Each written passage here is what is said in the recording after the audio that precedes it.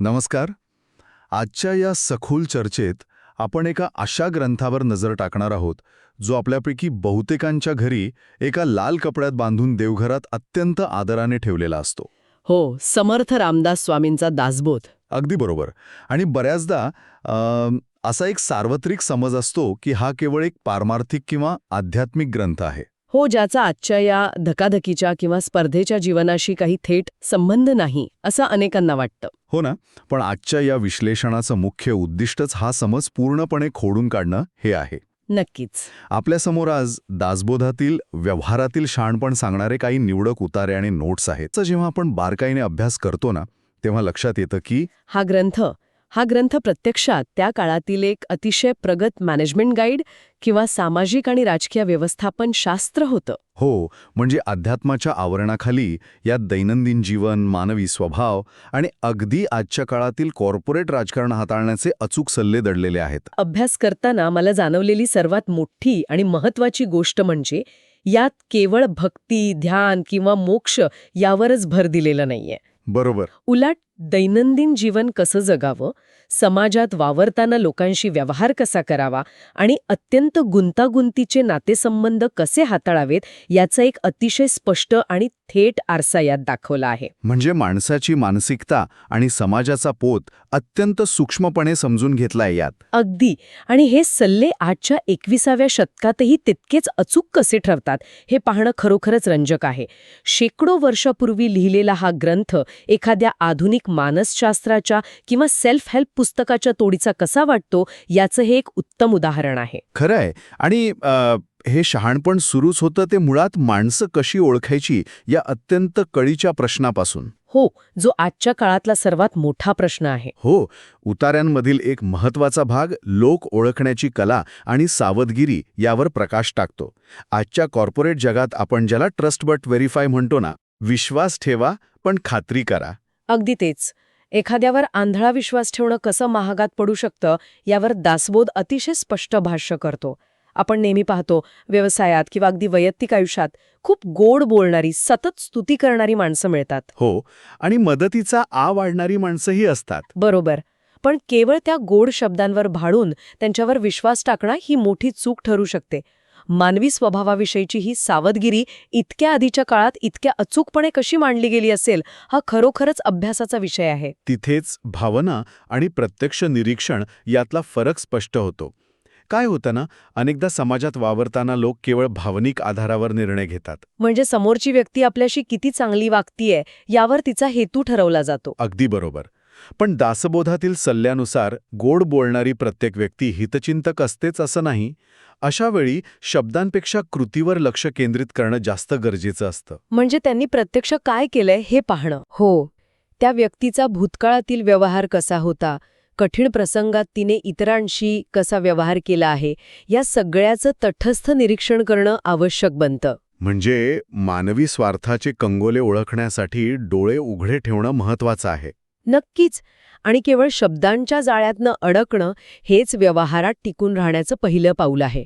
भावनांच्या आहारी न जाता समोरच्याच्या कृतीचं विश्लेषण करण्याची ही सवय कोणत्याही फसवणुकीपासून वाचू शकते. शब्दांच्या या जाळ्याचा विचार करताना आणखी एक अत्यंत महत्वाची बाजू या नोट्समधनं समोर येते. स्वतःच्या बोलण्यावर असलेलं नियंत्रण.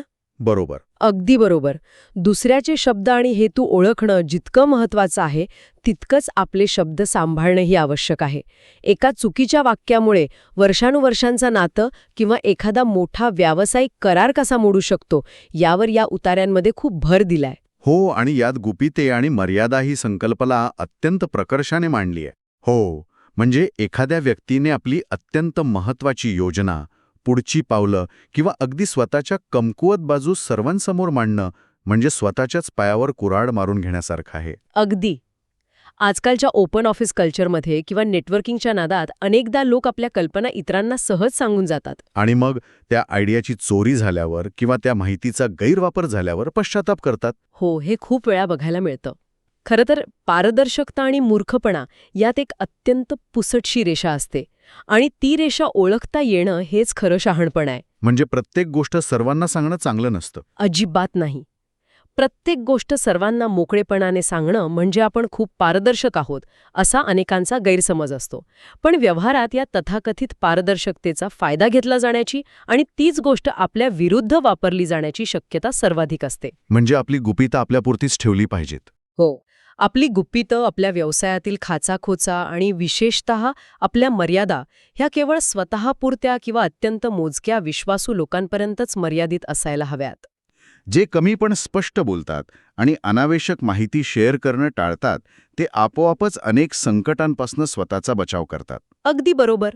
नको तिथे वाद टाळणं आणि जिथे गरज आहे तिथेच योग्य तेवढं बोलणं हे एक अत्यंत प्रगल्भ असं शहाणपण आहे. यामुळे केवळ आपली ऊर्जाच वाचत नाही तर आपली व्यावसायिक आणि सामाजिक सुरक्षितताही अबाधित राहते. ऊर्जा वाचवण्याचा हा मुद्दा अगदी योग्य ठिकाणी आलाय. कारण संवादावर आणि स्वतःच्या माहितीवर नियंत्रण ठेवतानाच जेव्हा समोरून एखादा शाब्दिक हल्ला होतो किंवा कोणी विनाकारण टीका करत असतं तेव्हा काय करायचं? हां, याची रणनीती काय असावी हे देखील या विश्लेषणात अतिशय बारकाईने स्पष्ट केलं आहे. हो, अपमान पचवण्याची ताकद आणि मौन यावर दासबोधाचा दृष्टिकोन खूपच वेगळा आणि प्रॅक्टिकल आहे. सामान्यतः अशी एक भावना असते की प्रत्येक टीकेला चोख उत्तर देणं, जस्यास तसं वागणं म्हणजे स्वतःचं अस्तित्व सिद्ध करणं. पण प्रत्येक गोष्टीला प्रतिक्रिया देणारा माणूस शेवटी मानसिक आणि शारीरिकदृष्ट्या पूर्णपणे थकून कसा जातो याचं उत्तम चित्रण यात आहे. आधुनिक मानसशास्त्रात यालाच रिस्पॉन्स फटीग किंवा प्रतिसादाचा थकवा असं म्हटलं जातं. समाजातील प्रत्येक घटकाला, प्रत्येक टीकाकाराला स्पष्टीकरण देणं शक्य नसतं आणि तशी कोणतीही गरजही नसते. म्हणजे जो माणूस विवेकाने हे ठरवतो की कोणत्या गोष्टीला महत्त्व द्यायचं आणि कोणत्या गोष्टीकडे पूर्णपणे दुर्लक्ष करायचं, तोच खऱ्या अर्थाने दीर्घकाळ टिकून राहतो. अगदी बरोबर.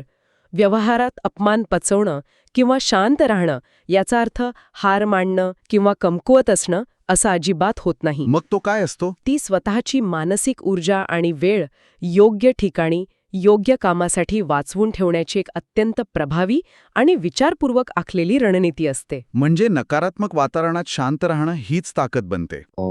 नकारात्मक वातावरणात आणि चिथावणीखोर परिस्थितीत शांत राहणं हीच माणसाची सर्वात मोठी ताकद बनते. कारण त्यामुळे समोरच्याचा हेतू सफल होत नाही आणि आपली ध्येयावरची पकड सुटत नाही. स्वतःच्या भावनांवर आणि प्रतिसादावर नियंत्रण मिळवणं ही व्यवहारात यशस्वी होण्याची पहिली पायरी ठरते. पण केवळ भावनिक नियंत्रण असून भागत नाही. भौतिक जगात खंबीरपणे उभं राहण्यासाठी आर्थिक बाजूही भक्कम असावी लागते. हो, आणि बऱ्याचदा जुन्या किंवा पारमार्थिक ग्रंथांचा अभ्यास करताना असा एक सार्वत्रिक समज असतो की त्यात पैशाला, संपत्तीला किंवा भौतिक सुखांना तुच्छ मानलं असेल. सर्वसंग परित्याग करून हिमालयात जाण्याचाच सल्ला तिथे मिळेल अशी अपेक्षा असते लोकांची. हो ना, पण दासबोवाच्या या नोट्समधून एक पूर्णपणे वेगळं आणि आश्चर्यकारक चित्र समोर येतं. इथे पैशाचा किंवा संपत्ती मिळवण्याचा अजिबात विरोध केलेला नाहीये. उलट पैसा, प्रतिष्ठा आणि स्वावलंबन यावर अत्यंत स्पष्ट आणि व्यावहारिक विचार मांडला आहे. उत्तम संपत्ती मिळवावी, समाजात प्रतिष्ठा असावी, याला यात एक प्रकारे प्रोत्साहनच दिलेलं दिसतं. यामागचा दृष्टिकोन हा समतोल किंवा योग्य बॅलन्स साधण्याचा आहे, बरोबर? अगदी बरोबर. दासबोध अतिशय वास्तववादी पातळीवर हे मान्य करतो की पैसा हे सन्मानाने जगण्यासाठी आणि उत्तम व्यवहार करण्यासाठी लागणारे एक अत्यंत आवश्यक साधन आहे. ते अंतिम साध्य नक्कीच नाही, पण त्याचं व्यावहारिक महत्त्व नाकारून चालत नाही. हो, मात्र हा पैसा कमवत असताना एखादा माणूस जर स्वतःचा मूळ स्वभाव, आपली तत्वे आणि नीतिमत्ता विकत असेल तर त्या पैशाला काहीही अर्थ उरत नाही. आणि समाजात मिळणाऱ्या प्रतिष्ठेसोबत जर अहंकार वाढत गेला तर तोच अहंकार विनाशाचं प्रमुख कारण बनतो. या समतोलासोबतच आणखी एका अत्यंत महत्त्वाच्या धोक्याची जाणीव यात करून दिली आहे, ती म्हणजे कर्ज आणि आळस. आर्थिक स्वावलंबन असल्याशिवाय खऱ्या अर्थाने स्वतंत्र होता येत नाही. कर्ज काढून दिखावा करणारी किंवा आळसात वेळ घालवणारी व्यक्ती कधीच स्थिर आणि समाधानी जीवन जगू शकत नाही, हे सत्य अतिशय परखडपणात मांडलंय. स्वावलंबन आणि आर्थिक स्थिरतेचा विचार करताना साहजिकच व्यवसायात किंवा नोकरीत घेण्याच्या निर्णयांचा मुद्दा उपस्थित होतो. हो, जिथे पैसा, प्रतिष्ठा आणि अनेक लोकांचं भविष्य पणाला लागलेलं असतं तिथे निर्णय क्षमता अत्यंत महत्त्वाची ठरते. निर्णय घेण्याच्या प्रक्रियेवर आणि संकटातील स्थिरतेवर अतिशय सखोल मार्गदर्शन पाहायला मिळतं. भावनेच्या भरात, रागात किंवा उतावळेपणाने घेतलेले निर्णय नेहमीच नुकसान करतात हे आपण पाहतोच. एखादा मोठा व्यावसायिक निर्णय घ्यायचा असेल तर परिस्थितीची संपूर्ण आणि तटस्थ चाचपणी करणं, त्याच्या दूरगामी परिणामांचा शांतपणे विचार करणं किती आवश्यक असतं हे यात स्पष्ट केलं आहे. आधुनिक व्यवस्थापन शास्त्रामध्ये ज्याला क्रायसिस मॅनेजमेंट म्हणतात, त्याचा हा मूळ पायाच आहे की संकटाच्या वेळी पॅनिक न होता पॉज घेणं. संकट आणि अनपेक्षित अडचणी हे जीवनाचा आणि कोणत्याही व्यवहाराचा अविभाज्य भाग आहेत. कोणताही मोठा किंवा महत्वाकांक्षी मार्ग संकटाशिवाय पार करता येत नाही, हे सत्य आधीच स्वीकारायला हवं. पण संकटाची चाहूल लागताच किंवा एखादी मोठी अडचण उभी राहताच घाबरून जाणं किंवा घाईघाईने चुकीची पावलं उचलणं, यामुळे परिस्थिती सुधारण्याऐवजी अधिकच बिघडते.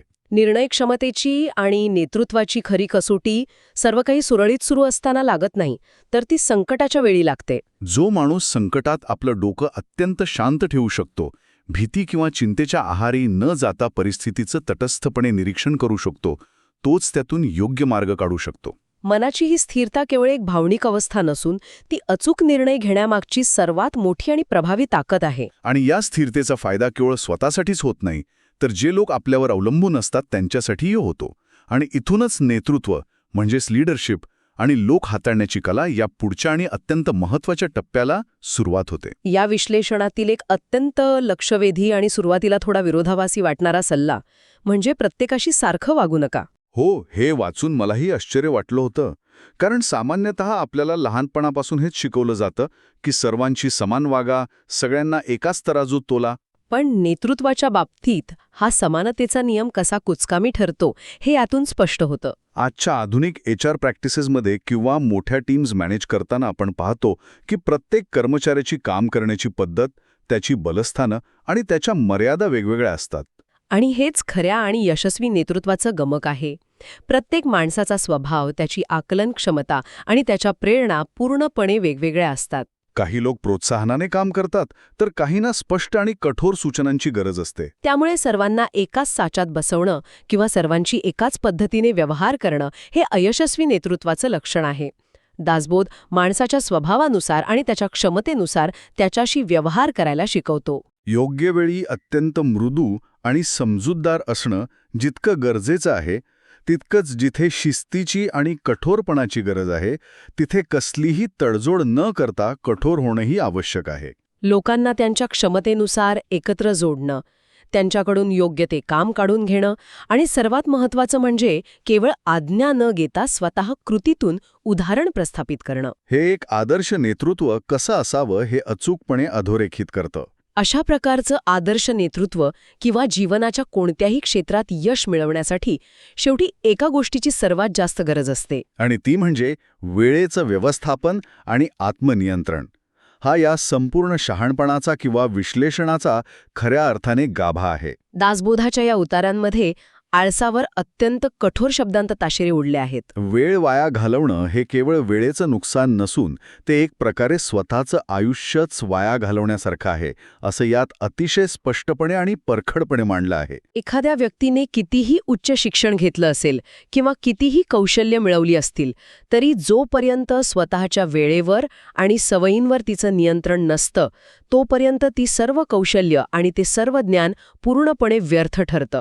आत्मनियंत्रण ही संकल्पना केवळ वेळेपुरती मर्यादित नाही, तर तिचा आवाका खूप मोठा आहे. हो, रागावर नियंत्रण, भाषेवर नियंत्रण, अनावश्यक खर्चावर नियंत्रण आणि आपल्या व्यसनांवर नियंत्रण या सर्व गोष्टी यात अंतर्भूत आहेत. रोज काहीतरी नवीन शिकण्याची भूक आणि वृत्ती अंगी बाणवणं आणि आजचं काम उद्यावर न ढकलण्याची किंवा काम पूर्णत्वास नेण्याची शिस्त असणं हे कोणत्याही क्षेत्रात यश मिळवण्यासाठी अनिवार्य आहे. आळस हा केवळ शारीरिक नसतो, तो मानसिकही असतो.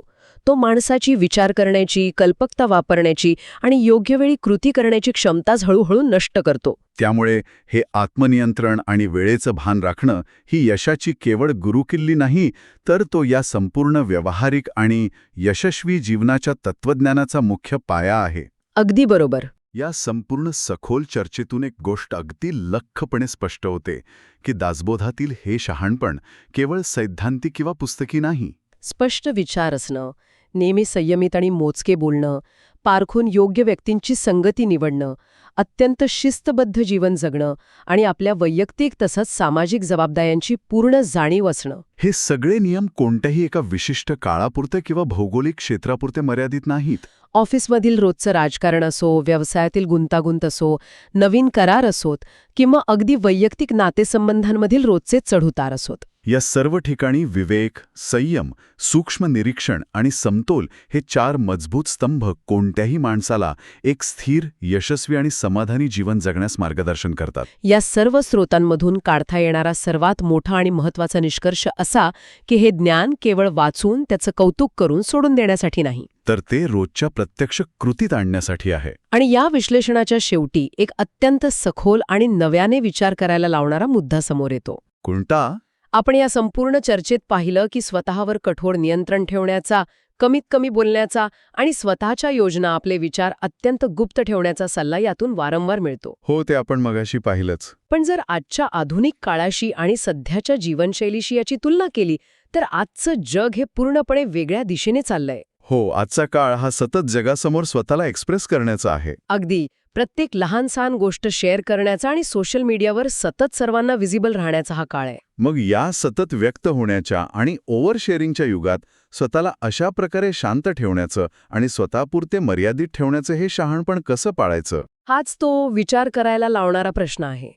हे शहाणपण पाळणं हेच खऱ्या अर्थाने आजच्या काळातील सर्वात मोठं बंड किंवा रिबेलियन ठरू शकतं का? जग बदलण्यापूर्वी स्वतःला घडा हे अत्यंत प्रभावी तत्व आजच्या या सततच्या गोंगाटात आणि दिखावेगिरीत आपण कसं शोधू शकतो आणि ते आचरणात कसं आणू शकतो, हा खरोखरच प्रत्येकाने विचार करण्यासारखा एक अत्यंत महत्त्वाचा प्रश्न आहे. स्वतःला घडवण्यासाठी लागणारी ती अंतर्गत शांतता आणि विचारांचा तो एकांत, ह्याबद्दलचा हा विचार नक्कीच अंतर्मुख करणारा आहे. सततच्या गोंगाटात शांत राहून स्वतःचे मार्ग शोधणं हेच खऱ्या अर्थाने जगावेगळं ठरतं. नक्कीच. याच एका अत्यंत प्रभावी, सखोल आणि विचार करायला लावणाऱ्या प्रश्नासोबत आपण आजची ही चर्चा इथेच थांबूया. या स्रोतांमधनं मिळालेली ही व्यावहारिक शिदोरी दैनंदिन व्यवहारात नक्कीच एक वेगळा दृष्टिकोन देईल आणि निर्णय घेताना योग्य ती दिशा दाखवेल. पुन्हा भेटूया अशाच एका नव्या, रंजक आणि माहितीपूर्ण विश्लेषणासह.